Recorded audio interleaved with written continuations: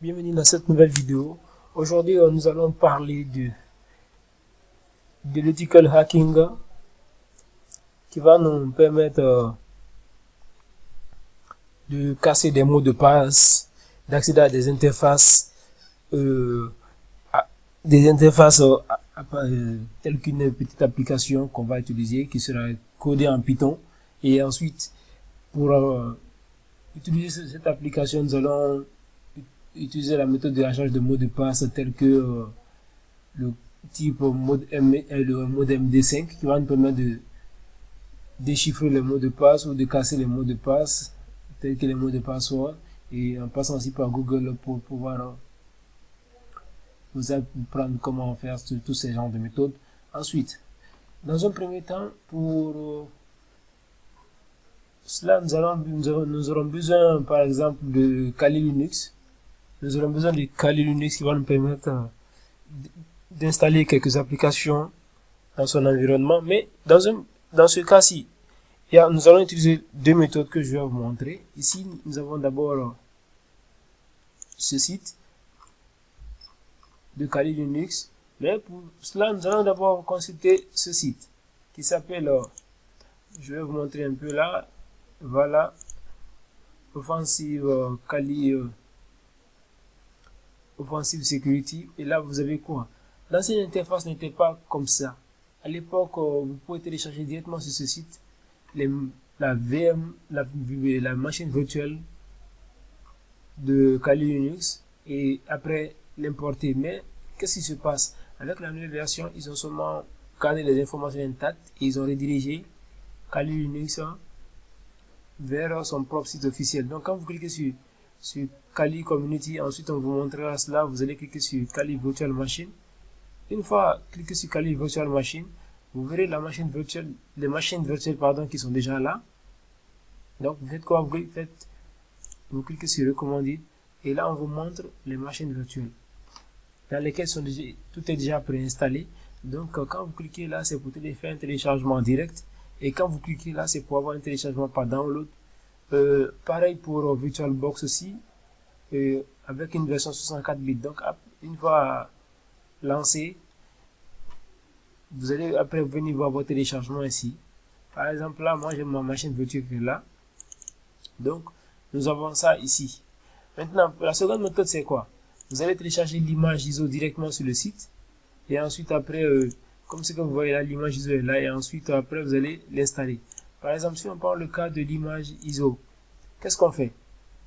Nous allons venir d'abord, nous allons venir dans VMware. Une fois dans VMware, File, New Virtual Machine. Ensuite, qu'est-ce qui va se passer? Lors de la création de la machine virtuelle, on peut faire le mode recommandé, et après on vient ici, on peut ne pas choisir cela, on fait suivant, et là on fait quoi? On dit Linux. Maintenant Linux, on peut ne pas avoir Kali Linux ici.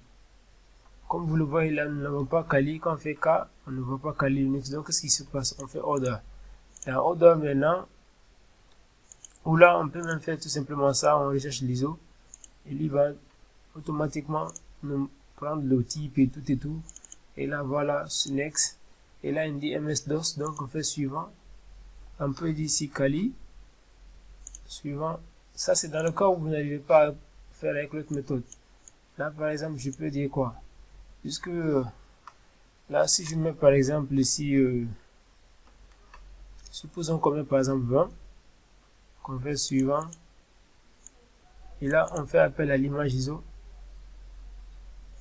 et là lui prend le cas avec 16 mégas de RAM. Si on dit par exemple qu'on veut avoir 2 gigas ou bien 4 gigas de RAM, ensuite on fait quoi? On met ça, le processeur à 2, le nombre de cœurs à 2, et après l'image ISO est déjà là. Donc finish. Une fois cliqué sur finish maintenant, et là on peut maintenant démarrer, mais on va mettre peut-être à 15 puisque il n'y a pas grand chose à installer. Là même on peut supprimer le disque, et après on rajoute. Next. Là on peut laisser à 15. On dit ici use store as a single file. Next, finish. Et là, voilà, c'est là. Et on clique sur OK. Maintenant, après, vous démarrez et vous procédez à votre installation. Ça, c'est l'une des méthodes qu'on va utiliser. Voilà, vous voyez là. Vous avez vos modes d'installation qui sont là. Donc, souvent, on peut prendre, si on prend Live Installer, c'est pour juste après faire quoi? Pour pouvoir, mais si vous prenez Start Installer, vous faites entrer. Là, ça va installer directement sur le disque. Quand c'est le cas de Live Installer, c'est pour vous montrer l'interface graphique avec un CD à l'intérieur sur lequel vous allez cliquer. Et après, démarrer l'installation. C'est comme quand vous dites avec Ubuntu, vous dites que vous voulez essayer. C'est comme là, vous voyez, vous choisissez les méthodes et vous continuez jusqu'à ce que vous allez avoir. Vous allez installer maintenant votre système et tout ça. C'est comme ça se passe pour ça. Donc, ça, c'est l'une des méthodes. Ensuite, nous allons attendre que l'installation se termine avant de vous montrer la deuxième méthode. Ensuite, là, on peut laisser par exemple Kali et on fait, demain, on fait continuer. Et là, on dit non complet, on peut mettre ça.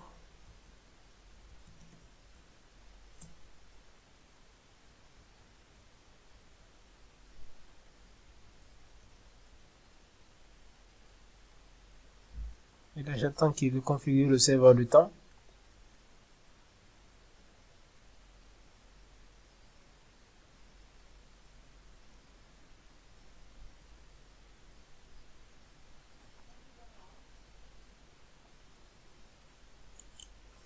Ensuite, là, vous faites continuer. Continuer.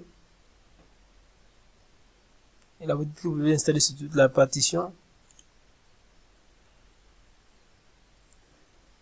Et là, on fait continuer encore.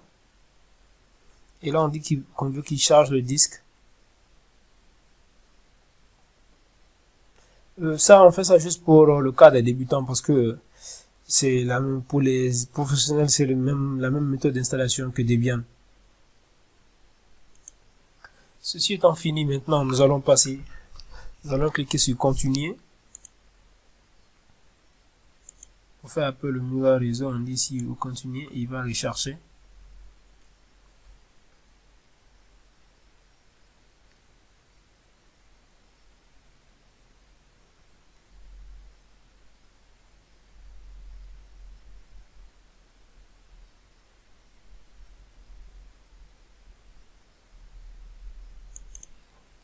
Et là, on laisse à oui, on va dire d'installer le globe. Et on choisit le programme de démarrage.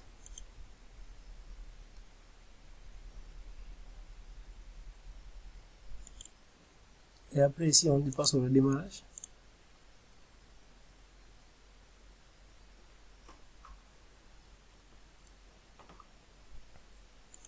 Et là, on a le changement qui se fait, l'installation est terminée.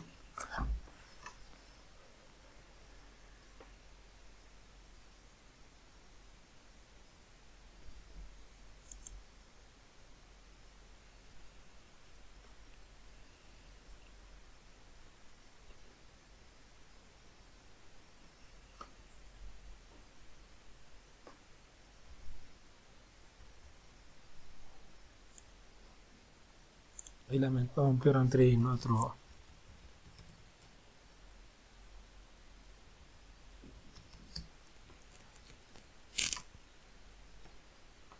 et là vous voyez qu'il n'y a pas assez grande différence entre le précédent et celui-ci. Donc c'est tout simplement pour vous dire si l'autre ne marche pas, vous pouvez utiliser cette méthode d'installation. Et donc on se retrouve sur l'autre mode, on va retourner sur l'autre mode d'installation.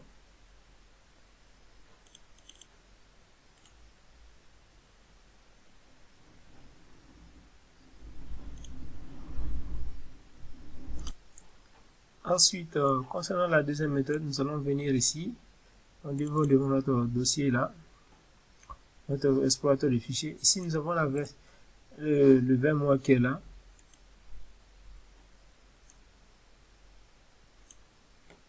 Et là, nous allons faire quoi? La machine virtuelle a déjà été exportée.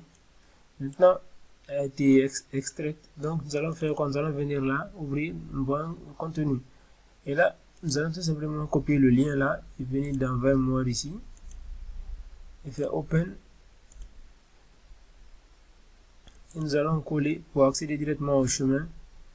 Et là, nous allons voir l'interface de notre machine virtuelle qui est là. Et là, par défaut, on nous dit que c'est le username c'est Kali, le nom d'utilisateur aussi c'est Kali.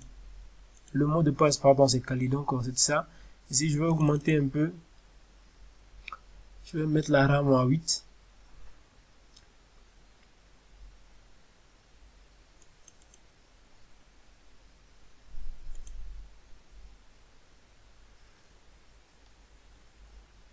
Et là, après, on va tout simplement démarrer. Donc, c'était ça pour cette vidéo. On se retrouvera dans la prochaine vidéo pour parler de comment, pour ceux qui veulent, par exemple, agrandir leur fenêtre ou la résolution de bugs avec Kali VirtualBox. Je vous mettrai pour la résolution de bugs, je vais vous mettre une commande en bas de la description de la vidéo pour le cas des VMware. Et dans la prochaine vidéo, on va maintenant avancer dans le concret.